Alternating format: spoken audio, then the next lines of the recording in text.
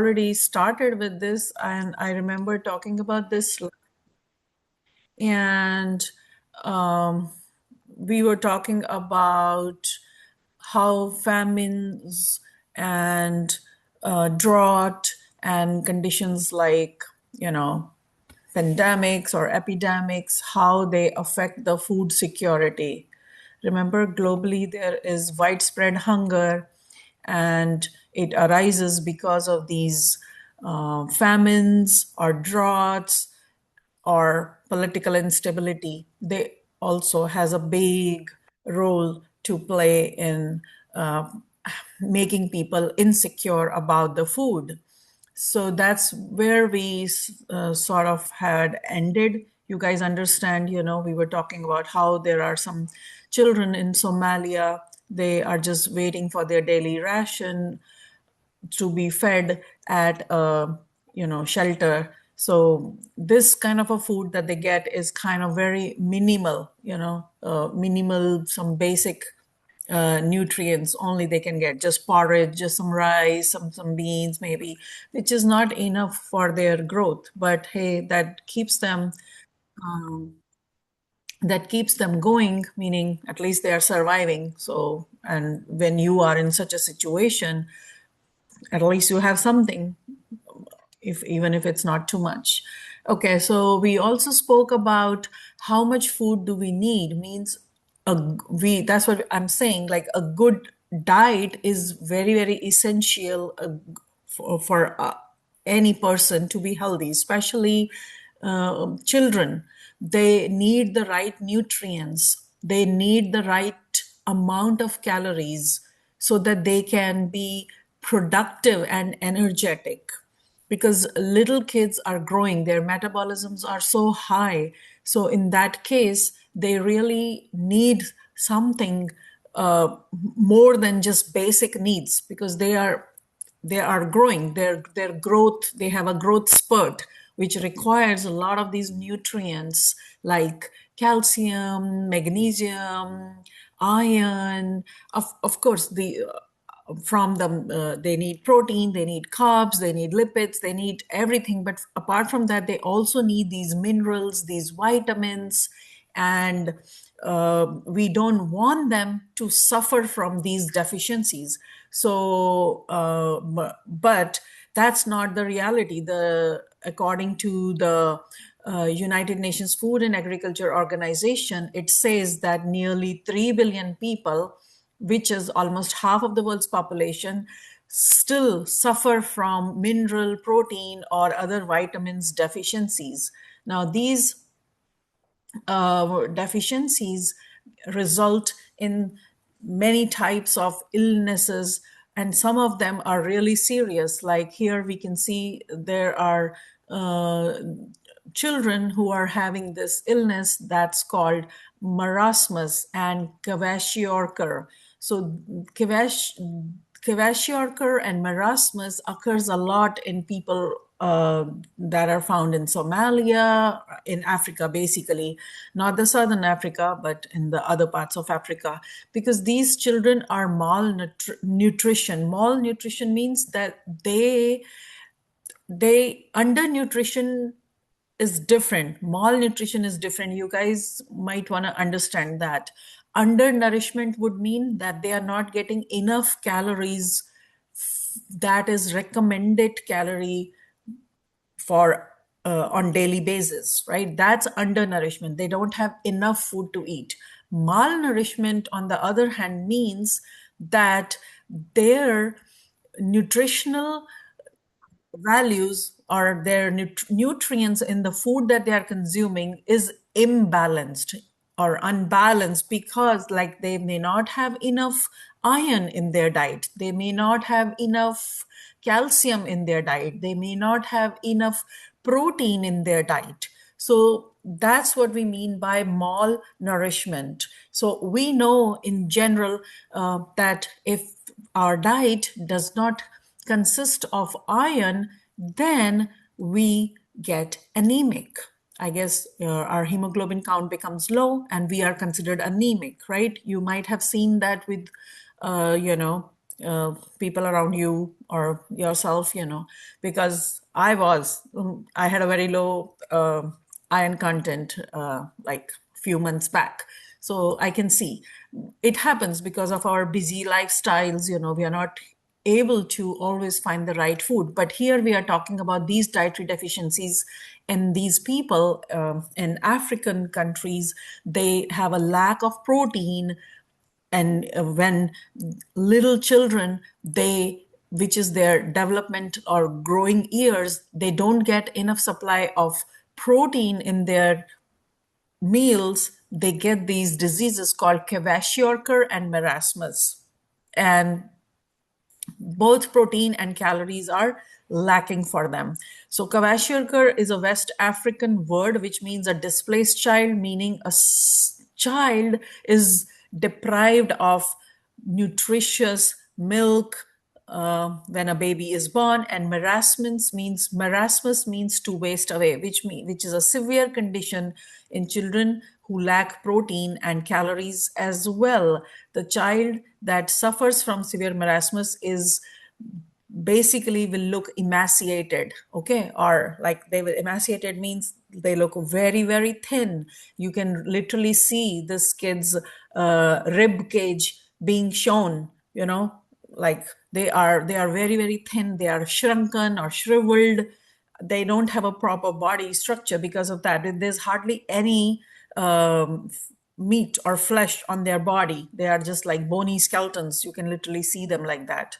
So that's what we mean by protein deficiency leading to this kwashiorkor and marasmus disease.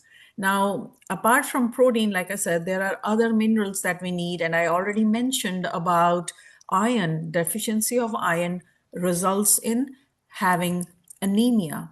It can, in some cases, be severe anemia. Okay. And then there are yet another type of minerals or elements like iodine. So this lady right next to this on the right, as we see, has an enlarged thyroid gland. What does that mean? That means that this woman is suffering from iodine deficiency. Iodine deficiency means they don't have enough iodine in their diet, okay? And that's when the thyroid gland becomes enlarged, because thyroid gland requires iodine to have good production of the hormones that it is responsible for producing.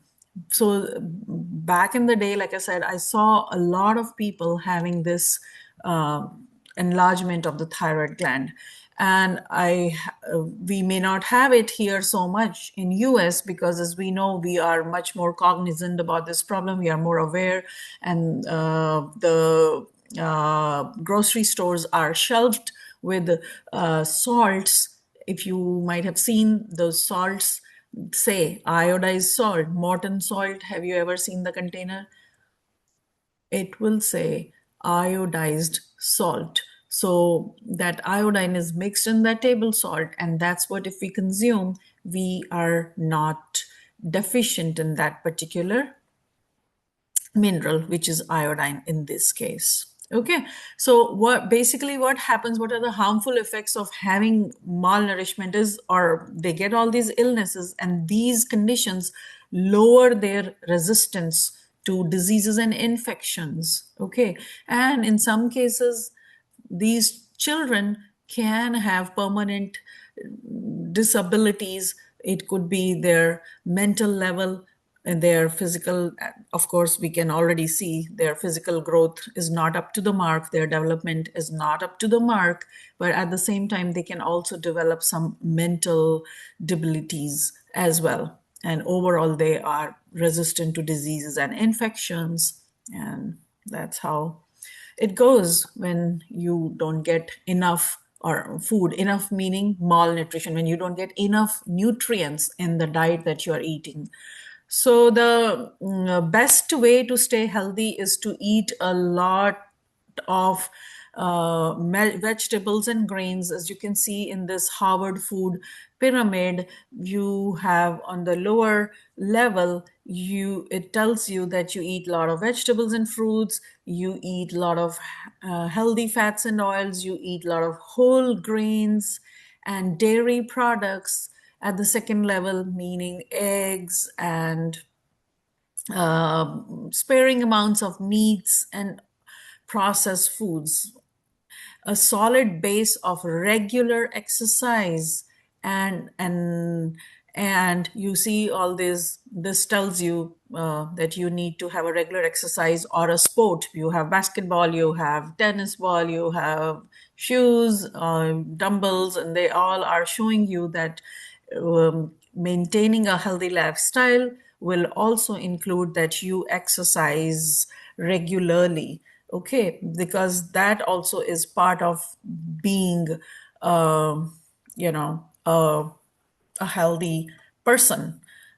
We can't just eat all the good food. We need to be cognizant about how much calories we are intaking, and if we are taking more calories, then we in general also we need to work out. Okay, meaning regular exercise. Now, we do require fats and oils, as you can see here. You might wonder, why are we talking about fats and oil if they are not healthy for us? So that's the thing is, moderation of fats and oils, or anything as for that matter, is important, because excess of everything is bad for us. Excess means surplus. We do need some fats and oils to be healthy, because fat is or lipid is a big part of our body. We do need some kind of insulation, right? Our body has skin cells have these adipose tissue cells where we store fat, and we do need fat for the sex hormones to function well. Okay, so all these things, like cholesterol that's found in there, is part of our plasma membranes. So we do need all that, because otherwise our hormones will not function well. So there is importance of every single thing that we need to eat. Okay. And of course, everything in moderation. Moderation is always the key. Okay. And it also says that you body is not designed to process excess amount of fats and even sugars. So excess is of everything, like I earlier said, is not good, because our bodies is not designed that way, that we can process excess of anything, like drinking sodas all the time. It's a lot of sugar, or eating desserts all the time. Desserts, like, okay, some people just binge on cookies and chocolate chip cookies and like pastries and all that muffin. I mean, we all like it. I mean, even me, I love it. But, the thing is, our bodies are not capable of processing that excess amount of sugars or fats that come with those things. Then unsaturated plant-based oils are always considered good, like olive oils, canola oils. Dietitians do recommend this. But trans fat, which is found in hydrogenated margarine, they are not recommended. Okay, so that's not really a good thing to eat. Trans fat, which usually comes in our way through hydrogenated fats, means when you heat up the oil too much, it becomes hydrogenated, and that's why it's not considered good. Now, we also will understand that in order to be healthy, like we were sort of going that way, overeating is not recommended. Okay, today in the world, overeating is a growing problem. Not definitely in the western part of the world, in the western countries, we guys are blessed here with so much surplus amounts of food. Okay, so people just like to eat all the time, and there are more overweight people than underweight people now. Okay, this trend is not limited only to the western richer or developed countries, but it is also spreading to countries like Asian countries or African countries also. Diseases that were only considered to afflict wealthy nations like diabetes or stroke or heart attack, now they are found everywhere. They are becoming more and more people are getting prone to these diseases because of the type of nourishment they are getting. So uh, back in the day, we thought these diseases are only restricted to the richer countries like US or Europe, and but now you can see them in developing countries because everywhere now there is more availability of highly processed foods, foods that are rich in sugars or fats, and unknowingly we end up eating them because this ultra processed food has become a thing now. People lack time, people lack uh, uh, are always on the go, so what do they resort to?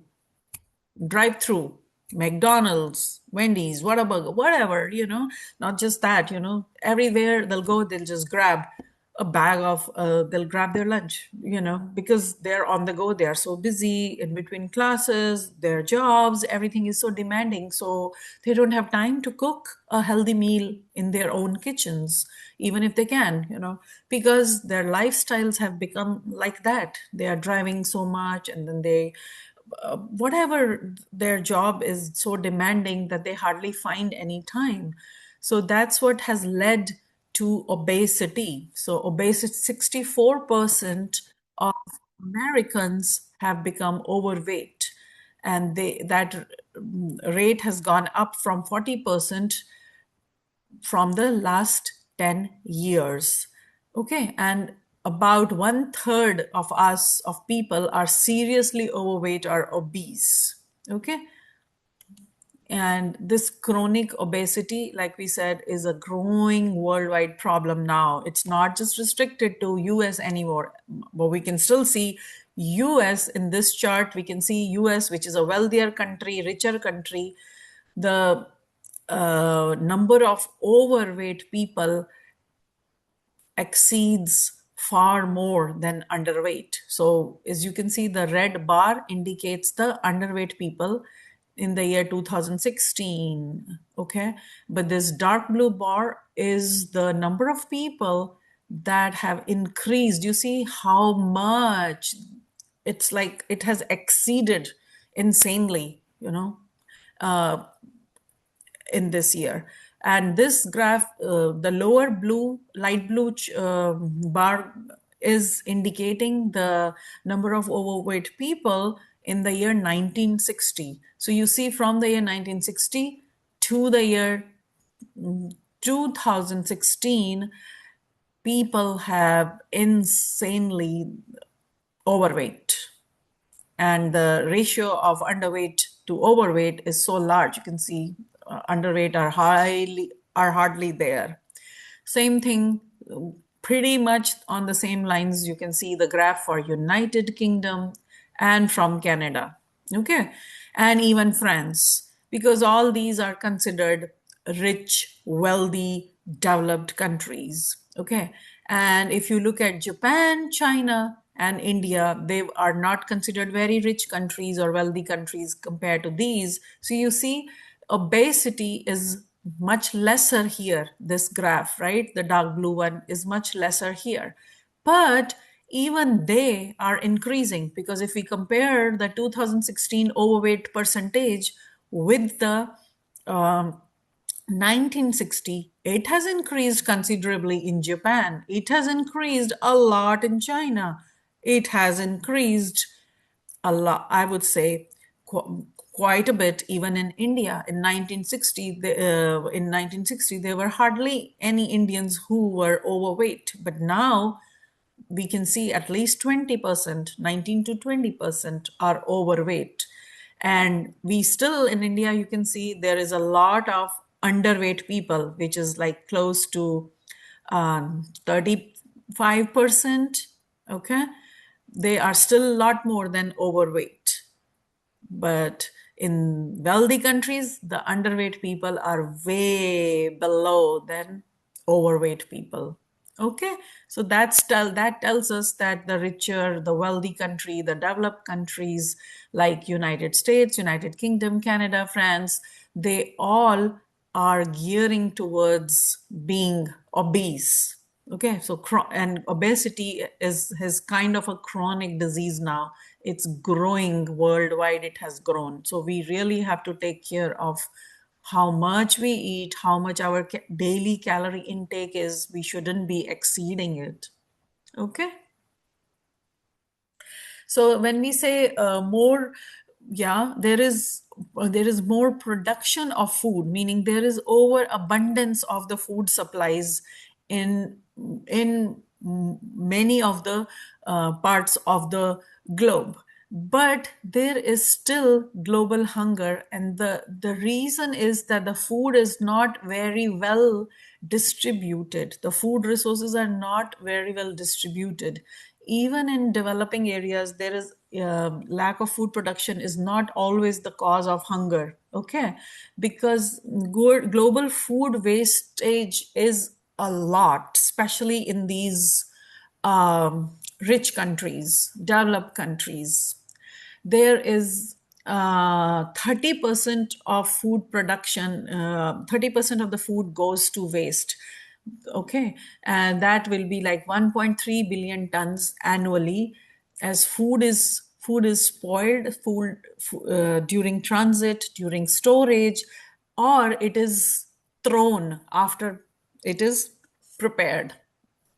America is a very good example of throwing away the food, even after the food is cooked. You can imagine, if you go to a cafeteria or a hotel, I mean a restaurant or any place, you see at the end of the day they are just throwing away, because not after the people bought the food, there is a lot of food that is now they are going to discard. It's end of the day. Next day they'll start with the new preparation, but they will just throw everything in the dumpster for that day. Okay, so it's not a good thing.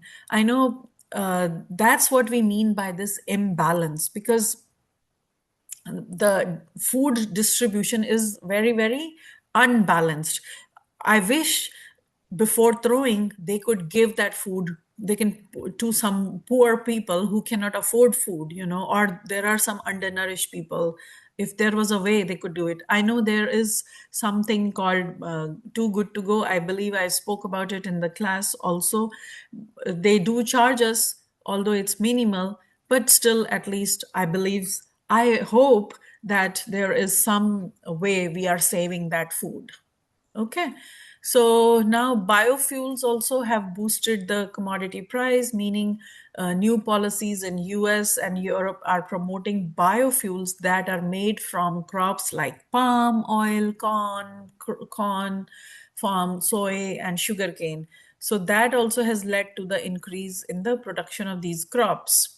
And in US, the federal ethanol subsidies led to doubling of the corn prices in 2007. But in developing countries, production of soy, palm oil displaces food production and increases food costs for the poor. Okay, so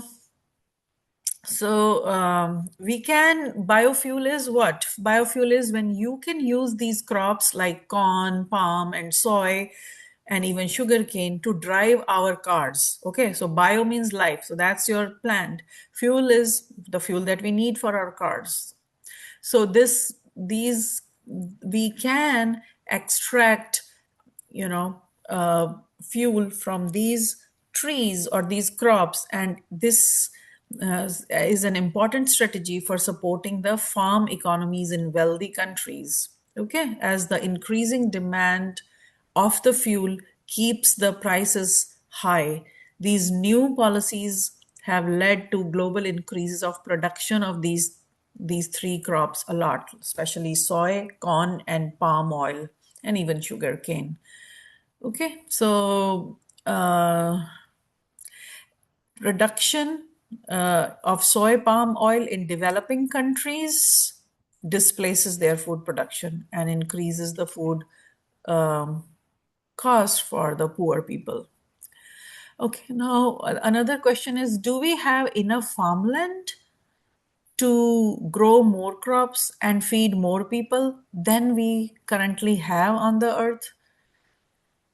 So if we used all farm products for food rather than fuel and livestock, have we used all that? So could we expand our production? That's the question. That this is the question we are asking. Can we expand production further by clearing new farmlands? Basically, we'll have to cut more trees, right, to accommodate more farmlands. So much of the world's uncultivated land can potentially be converted into a cropland. But this land currently provides essential ecological services on which farmers depend. We don't want to, we spoke in the last chapter how cutting down so many forests and trees is also not good for us, right? So that is the challenge. We are capable of converting this uncultivated land into a cropland, but it is not really, it's going to disturb the ecology of that area. And that also that will be another challenge to tackle. Now, what do we eat? In the US, corn and soybeans are the main staple food. Okay. And I would add potato also to it. So, potato also, as we can see in this um, table, so um, if we compare from 1965 to 2020, the top crops are that we in US eat are the corn, the rice, the wheat, okay, and of course sugarcane. And then we have potatoes after that, and vegetables, cassava, and soybeans. So their production has increased a lot in million metric tons. For maize, we just had only 227 metric tons, whereas we increased it to 483 in the year 1990. And now in the year 2020, the maize increased to 1,148 million metric tons.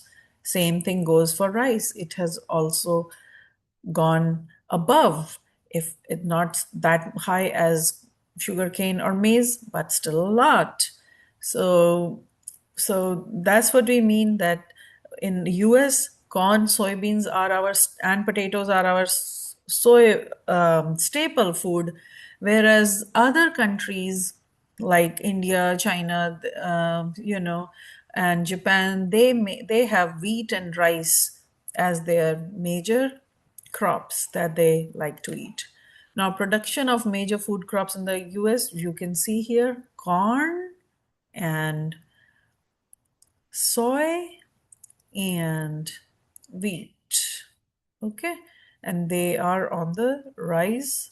Corn is on the rise consistently, whereas soybean is a little bit on the decline, and wheat is much lower. These both are much lower than the corn. So we know that, but we still, they both have kind of increased with time, except that wheat has gone a little bit down. You see, this green line is going a little bit down than before, like in 1985. It was a little bit higher, but now it went down. Now, again, apart from these crops, we have a lot of meat production, which is on the rise. Okay. So, meat consumption has grown both in developed and developing country also. There are a lot of population have resorted to eat meat for some reason. It is considered, meat production is basically a sign of a rising, wealth. Basically, meat is a high value source of protein, concentrated form, and it also provides us not just protein but iron and fats and other nutrients that give us energy. But so people uh, think that eating meat is very important these days. And that's why the global meat production has doubled in the past 45 years. And it is also a good indicator of wealth because it is expensive to produce in terms of resources that are needed. Because in order to maintain a meat and dairy industry, you require a lot of resources. So that's a sign of, have the country being wealthy or rich. So here, the meat and dairy consumption both together has quadrupled in the last 40 years. And China represents about 40% of that increased demand. This is a market in China where they are selling the meat. Number of kilogram of grain required to produce different foods. So if you look at this chart, 1 kilogram of bread uh, is made by using this much of the resources, right? Our grain, 1 kilogram is needed for the bread. But if you look for the meat, in order to produce pork or in order to produce beef, you see how much higher the grains are needed in terms of kilograms. So you require 8 grams of uh, grains in order to produce this beef. And similarly, the pork, you require 3 kilograms of grain to produce pork. So as when you look at this, how high the bar goes for the production or maintenance of the beef industry, cattle industry, because people like to eat so much beef or pork, and you have to feed these animals lots of grains in order to for them to give you a good amount of meat. So how much is used by chicken is just 2, or fish just 1.5. But for pork, it's a lot more. It's just the double of the fish. And for beef, maintaining the beef, uh, maintaining the cattle, you have to spend so much of the grains. So CAFO increases the production. So one of the most important way by which you can breed these livestock is called CAFO. And what is CAFO? CAFO is confined animal feeding operation. Okay, so this is an innovation, a technological and breeding innovation, which has made it possible for increased production of the cattle. So animals are housed in a confined area, okay, and they are fed mainly these grains of corn and soy for their rapid growth. These operations dominate the livestock raising in the US, Europe, and it is also increasing in China now and other countries. So animals are housed in giant enclosures with thousands of other animals in there. Operators feed the animals specifically mixes of corn, soy, and other animal proteins, okay, and that maximizes their growth rate. New breeds of livestock have been developed and produce more muscle, meaning more meat, okay, rather than just getting fat. Okay, the turnaround time is also getting shorter.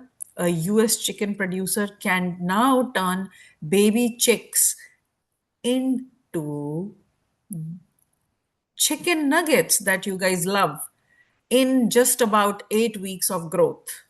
Make sense? So that's how there is an increased use of antibiotics, there is increased use of other chemicals that they choose to mix with the daily feed of these chickens and it is or of these animals, and it is possible to raise large number of animals in those closed quarters. About 90% of the US hogs receive antibiotics in their feed. So this is called CAFO, the confined animal feeding operation. So you have thousands of animals, they are all confined in this particular area and they are fed on antibiotic laden grains, soy, and corn. And this has, uh, you know, that's how you basically feed them so that you can make them you can build their muscles, which will be a meat for you to feed on. Okay. Because of this, Brazil's soy production has grown from zero to being country's dominant agriculture product, because you have to feed these animals with a lot of soy, a lot of corn. Okay. And because of this, in Brazil, the soy production, which used to be not none, to now being the dominant agriculture product. Same thing we can see here for the confined animal feeding in case of poultry, chicken, livestock grown are raised on large scale concentrated animal feeding operations, and up to million animals can be held in one single facility. You see how crowded it is, and high population density require heavy use of antibiotics and can cause which can the downside of this is that it can cause lot of release of these antibiotics or other chemicals in the local air and can also pollute water pollution. So that's the downside. So for everything there is someone upside and then there is a downside. Okay, same thing, we can see in seafood or fish farms, they depend on the wild source input. Seafood provides about 15% of all the animal protein eaten by humans, and it is the main animal protein source for about 1 billion people in the developing country. Aquaculture, marine fisheries, the is providing an increasing share of the world's seafood. Fish can now be grown in farm ponds, okay, and that's called farm fresh. You might have seen that in the grocery stores. They're selling fish and saying it's farm fresh, so in farm beds, and these farm ponds, they take less space, but they are highly productive, sort of like CAFO, confined area for them. Instead of going to a big river or near ocean to catch, those marine fishes, So that's why 13 of the 17 major marine fisheries have declined dramatically because they are not that sustainable anymore. But the farm fishes is growing fishes in a farm pond, because it requires less space, they are considered more productive. Okay, so fish farms produce much of our seafood these days. You see that how small ponds are created for the production of the seafood. So they grow fishes in this, and then that's how you can grow wild caught fish, salmon, tilapia. Okay, and but the only thing is, again, it may cause some water pollution, and disease is also a concern. If one fish gets some disease here, then it's going to infect that disease to all those other fishes that are growing in the same pond or in the nearby pond, because they are all going to be very crowded in the same area. They don't have place to kind of scatter around, right? Although the production of seafood is good, but the downside to it is that it can cause diseases or pollution also. So biohazards arise in industrial production, bacteria in the manure in the feedlots, okay, or liquid wastes, you know that, right? In the manure storage holding tanks around hog farms can escape into the environment. So that's what the hazard is with these kind of things. Okay, and there is a constant use of antibiotics to get a good production of meat from them, right? So that when you are constantly using antibiotics, then what is happening? You are also creating or antibiotic resistant diseases. So this use them is slowly rendering our standard antibiotic uh, useless for human healthcare. Okay, standard antibiotics are no longer working for the humans. We know bacteria have built a lot of resistance. That's why every, we have a lot of like MRSA, methicillin resistant Staphylococcus aureus. So we have developed these different species of antibiotic resistant bacteria. Because of all this, it's becoming a problem. Now, this is another part to this chapter. This we will take a little break, and we are gonna talk about living soil as a precious resource. Okay, so